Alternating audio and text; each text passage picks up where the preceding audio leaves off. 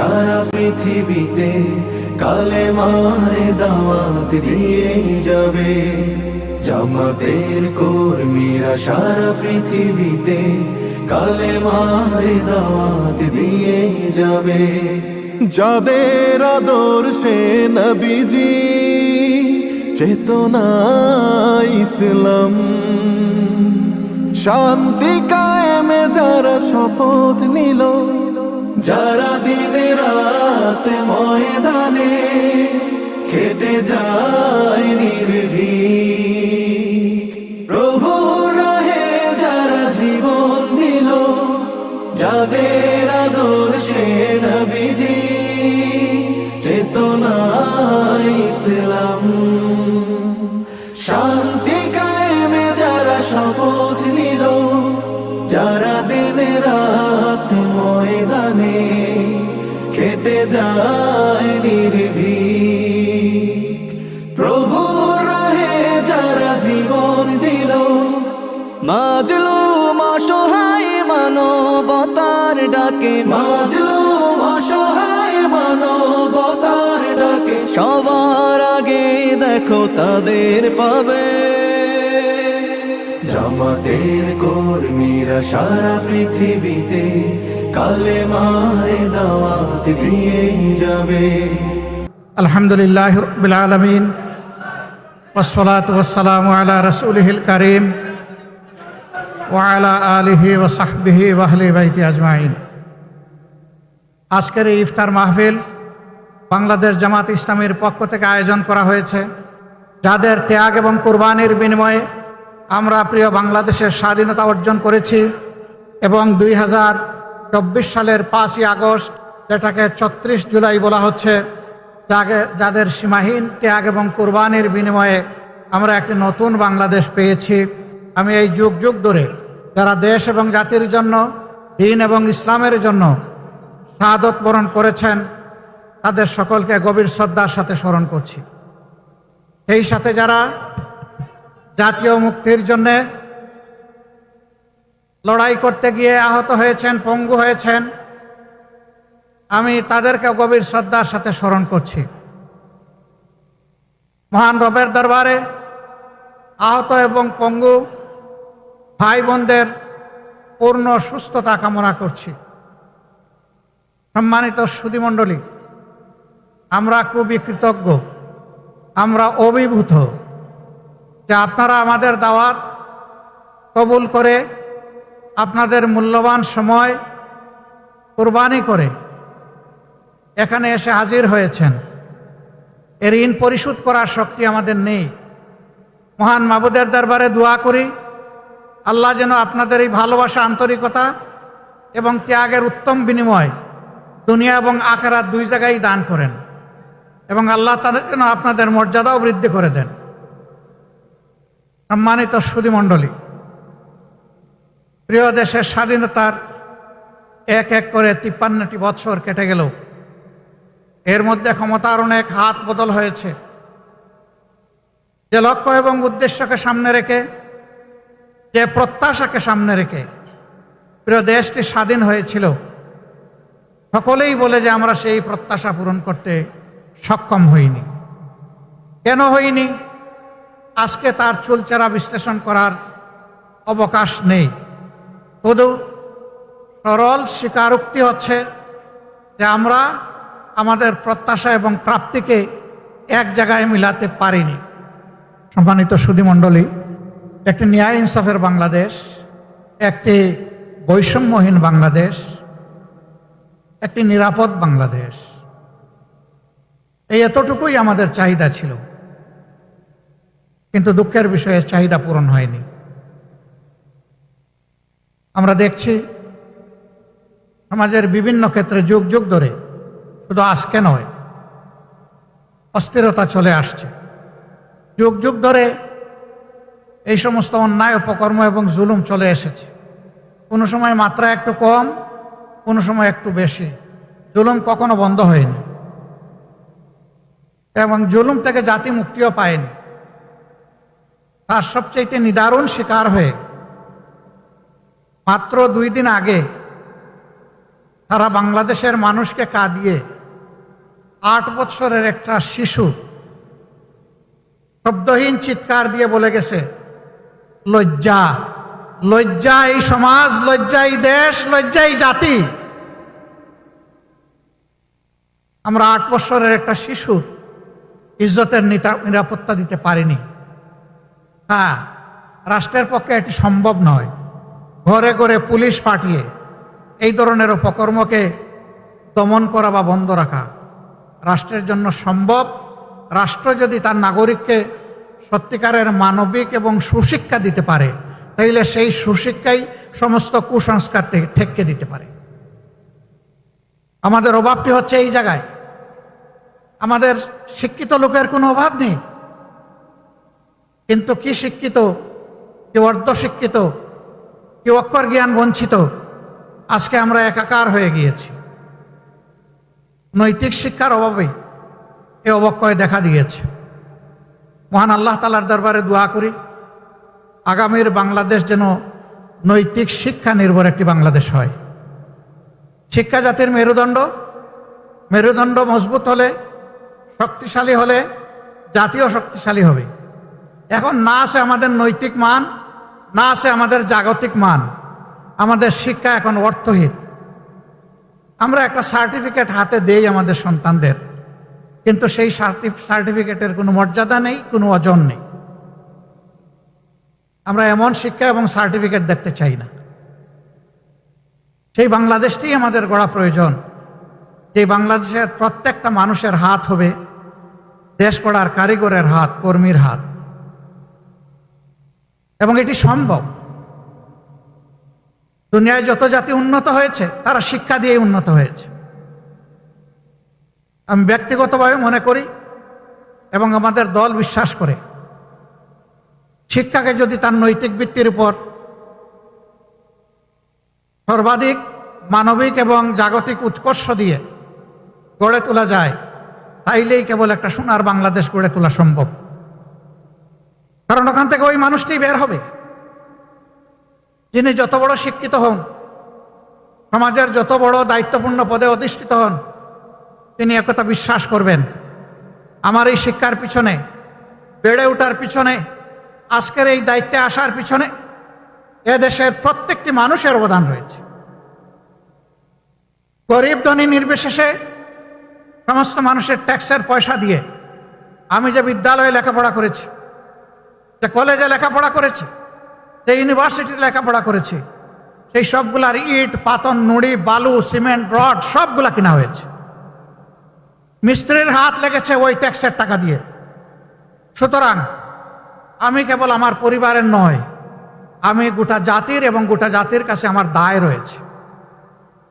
এই অনুভূতি যখন নাগরিকদের মধ্যে পয়দা হবে, তখন কারো অধিকার আর কারো দ্বারা লঙ্ঘিত হবে না। কিন্তু এই অনুভূতিটুকু সৃষ্টি না হওয়া পর্যন্ত অধিকার দোলন এবং লঙ্ঘন চলতেই থাকবে। সম্মানিত সুধী মণ্ডলী, আপনারা হয়তো সকলেই ছিলেন না, কিন্তু অনেকে ছিলেন। 2024 সালে গেল রমজানে আমরা সোনারগাঁও হোটেলে ছোট্ট একটা আয়োজন করেছিলাম। আমরা আমাদের দলের নামেই বুকিং দিলাম। কর্তৃপক্ষ আমাদেরকে অনুরোধ করল, দেশের পরিবেশ পরিস্থিতির কারণে আপনাদের কাছে আমাদের একটু দুঃখ প্রকাশ করতে হচ্ছে। আমরা বললাম, কি সেই দুঃখ প্রকাশ? তারা বললেন, মেহরবানি করে আপনারা কোনো ব্যানার দিবেন না। আমরা বললাম, ঠিক আছে, আমরাই আমাদের ব্যানার আমরা দিব না। বললো, তাইলে আর কোনো অসুবিধা নেই। আমাদের ইফতার মাহফিল শুরু হওয়ার 3 ঘন্টা আগে পুলিশ পাঠিয়ে দিয়ে বলা হলো, আপনারা ইফতার মাহফিল করতে পারবেন না। আমি তখন আমার বাসা থেকে সোনারগাঁও হোটেলে যাওয়ার পথে আমার সহকর্মীরা জিজ্ঞেস করলেন, কি করব? আমি বললাম, আমাদের যারা দাওয়াত পেয়েছিলেন তারা কি এসে গেছেন? বলে যে হ্যাঁ, তাদের অনেকেই এসে গেছে। আমি বললাম যে তাদেরকে বলে দিন আমাদের মেহমানরা এসে গেছেন, পারলে তোমরা বের করে দাও, আমরা কাউকে এখান থেকে বিদায় দিতে পারবো না, এবং আমি আসছি। আল্লাহ যেন সেই পর্যন্ত আমাকে হায়াত দেন, আর আপনারা অপেক্ষা করেন। আমি যাওয়ার পরে জিজ্ঞেস করলাম, আমাদের অপরাধ কি? বলে যে স্যার আপনাদের কোনো অপরাধের বয়ান আমরা দিতে পারবো না, আমরা প্রচণ্ড চাপে আছি। আমি বললাম সেই চাপটা কে দে? ওই যে উপর মহল থেকে। আমি বলি যে আমি কোনো উপর মহল মানি না, এটা আমার নাগরিক অধিকার। আমি কোনো অবৈধ পার্টি নয়, আমি কোনো নিষিদ্ধ পার্টি নয়, আমার এখানে অধিকার রয়েছে। আমার অধিকারের বলে এখানে আমরা আজকে দাওয়াত দিয়েছি মানুষকে, আর সেই দাওয়াত কবুল করে লোকেরা এসেছে। আমি শুধু অতীতের ফ্যাসিস্ট বাংলাদেশের একটি ছোট্ট উদাহরণ আপনাদের সামনে পেশ করলাম। এই ছিল আমাদের বাংলাদেশ।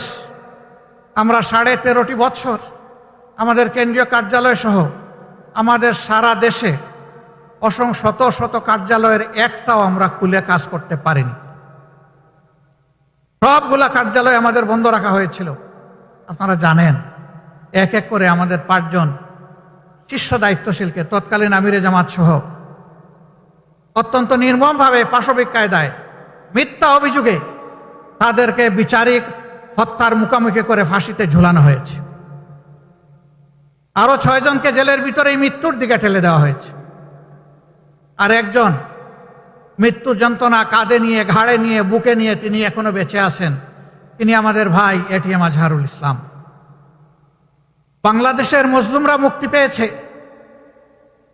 5ই আগস্ট, কিন্তু আমার ভাই আজহারুল ইসলাম এখনো মুক্তি পাননি। আমরা এই পাথর এখনো বুকে বহন করে চলছি। আইনের পেশ দিয়ে কেনই বিলম্ব আমরা বুঝতে পারছি না। আমরা চাই যাদের উপরে জুলুম হয়েছে তাদের একজন মানুষের জন্য আর জেলের ভিতরে না থাকে, এবং সেই সাথে অবিলম্বে আমাদের ভাইকে যেন সসম্মানে আমাদের বুকে ফিরিয়ে দেওয়া হয়। সম্মানিত ভাইরা, শুধু 11 জন দায়িত্বশীল নেতা নন, শত শত কর্মী নির্মমভাবে তাদেরকে হত্যা করা হয়েছে। অসংখ্য যুবককে থানায় ধরে নিয়ে থানার মেঝেতে শুয়ে পায়ে বন্দুক ঠেকিয়ে গুলি করে তাদের পা বিচ্ছিন্ন করে দেওয়া হয়েছে, হাত কেটে ফেলা হয়েছে, 2 চোখ তুলে নেওয়া হয়েছে, ঘর বাড়ি থেকে তাদেরকে তাড়িয়ে দেওয়া হয়েছে, গুম করা হয়েছে, চাকরি থেকে বিতাড়িত করা হয়েছে, ব্যবসা বাণিজ্য তছনছ করে দেওয়া হয়েছে, বোলডোজার দিয়ে আমাদের নেতৃবৃন্দের ঘর দুয়ার ভেঙে ছাতু বানিয়ে ফেলা হয়েছে। আমরা সেই কষ্টগুলা বুকে বহন করে চলছি। শুধু কি আমরা না, গোটা জাতি। সরকারের বিরুদ্ধে যাদেরই অবস্থান ছিল, ফ্যাসিবাদের বিরুদ্ধে যাদেরই অবস্থান ছিল, সেই সমস্ত রাজনৈতিক দল, উলামায়ে কেরাম, প্রতিবাদী কণ্ঠ, সাংবাদিক বন্ধুগণ, কাউকেই তারা ছাড় দেয়নি। সকলের উপর তারা জুলুম করেছে, সবাইকে খুন করেছে, সবাইকে অপদস্থ করেছে, সবাইকে অপমান করেছে, লক্ষ লক্ষ মামলা দিয়ে কোটি মানুষকে বারবার জেলের ভিতরে নিক্ষেপ করেছে। আমরা চাই সেই অন্ধকার যুগ, আওয়ামী জাহিলিয়াত আর বাংলাদেশে ফিরে না আসুক। আফসোস, এই দলটি দেশের সব কিছুর তারা ঠিকাদারি গ্রহণ করেছিল। বাকি সবাইকে চোখ রাঙিয়ে কথায় কথায় বলতো অমুক দেশে তমুক দেশে চলে যাও। না, আমাদের হাতে কোনো ভিসাও তুলে দেয়নি, আর কোনো টিকিটও দেয়নি, কিন্তু প্রায়ই আমাদেরকে শাসাতো, সবাইকে, সারা জাতিকে। আল্লাহর কি ইচ্ছা, এখন কোনো কিছুর প্রয়োজন নাই। পিছনের দিকে তাকানোরও সময় ছিল না, দুপুরের ভাত খাওয়ারও সময় হয়নি। দেশ ছেড়ে তারাই বরঞ্চ চলে গিয়েছে। আমরা যাব না কোথাও। এদেশ আমাদের প্রিয় দেশ, এটি আমাদের জন্মভূমি। আল্লাহ তাআলা এখানে আমাদেরকে পয়দা করেছেন। এই দেশ ছেড়ে পালানোর আমাদের কোনো প্রয়োজন নেই। এই দেশ ছেড়ে তারাই পালাবে যাদের এই দেশের প্রতি ভালোবাসা এবং দায় নেই। যাদের ভালোবাসা এবং দায় আছে তারা বুকে গুলি নিবে, কিন্তু দেশ ছেড়ে পালাবে না ইনশাআল্লাহ। 24-এর এই গণ বিপ্লবের পর যে নূতন বাংলাদেশ গড়ার সম্ভাবনা আমাদের হাতে ধরা দিয়েছে। আমরা দল, ধর্ম, জাতি নির্বিশেষে সকলের কাছে আহ্বান জানাই, আসুন জাতীয় স্বার্থের জায়গাটায় আমরা এক হয়ে যাই।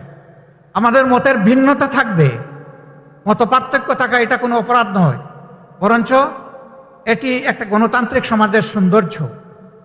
আমাদের মত পার্থক্য যেন মত বিরোধে রূপান্তরিত না হয়। আমরা মত পার্থক্যকে ওয়েলকাম করি, কিন্তু আমরা মতবিরোধ চাই না। আমরা যার যার জায়গায় যার যার নীতি পলিসি দেশকে গড়ার আমাদের স্বপ্ন এবং পরিকল্পনা আমরা জাতির সামনে তুলে ধরব। জাতি যারটা গ্রহণ করবে, যার প্রতি জাতির ভালোবাসা আস্থা তৈরি হবে, সেই দলকেই, সেই জোটকেই আগামীতে জাতি তাদের দায়িত্ব দিয়ে সেবক হিসাবে বাংলাদেশের দায়িত্ব তাদের হাতে তুলে দেবে। এই জায়গাটায় আমরা সকলে সম্মান প্রদর্শন করি। একটা জায়গায় আমরা সকলে একমত যে গত 15.5 বছরে বিশেষ করে সংবিধান সহ এবং সাংবিধানিক প্রতিষ্ঠানগুলোতে, রাষ্ট্রীয় প্রতিষ্ঠানগুলোতে যে জঞ্জাল তৈরি হয়েছে তার কতিপয় জিনিস অবশ্যই পরিষ্কার হওয়া উচিত। এই জন্য সকলে আমরা একমত, এখানে কারো কোনো দলমত নির্বিশেষে দ্বিমত নেই যে কোনো সংস্কারের প্রয়োজন নাই। আমরা সবাই বলছি সংস্কার প্রয়োজন। কতটুকু প্রয়োজন সেটা নিয়ে হয়তোবা মতপার্থক্য থাকতে পারে, কিন্তু সংস্কার যে প্রয়োজন এই ব্যাপারে কোনো মতপার্থক্য নেই। আমরা মূল থেকে একটি কথাই বলে এসেছি, আমরা বর্তমান সরকারকে যৌক্তিক সময় দিতে চাই এই সংস্কারের জন্য। যৌক্তিক সময় মানে অযৌক্তিক সময় কাটানো নয়, আবার যৌক্তিক সময় মানে চাপ দিয়ে হুড়াতাড়া করাও নয়। যৌক্তিক সময় হচ্ছে এ কাজের জন্য, মৌলিক সংস্কারগুলোর জন্য যেটুকু সময় প্রয়োজন আমরা সরকারকে সেইটুকু সময় দেওয়ার পক্ষে। ইতিমধ্যে সরকার প্রধান জাতীয় নির্বাচনের ব্যাপারে কিছু কথা তিনি জাতিকে বলেছেন। আশা করি অবিলম্বে তিনি বিষয়টা আরও স্পষ্ট করবেন, তাহলে জাতি এই ব্যাপারে আরও আশাবাদী হবে, আরও আস্থাশীল হবে এবং নিজেদের নির্বাচনী পরিকল্পনা সাজানোর সুযোগ প্রত্যেকটি দল পাবে। আমরা এটা আশা করি। প্রিয় দেশবাসী এবং সুধীমণ্ডলী, বাংলাদেশকে গড়ার একক দায়িত্ব কোনো দলের নয়। বাংলাদেশকে গড়ে তোলার দায়িত্ব 18 কোটি মানুষের। কিন্তু 18 কোটি মানুষ কিভাবে করবে?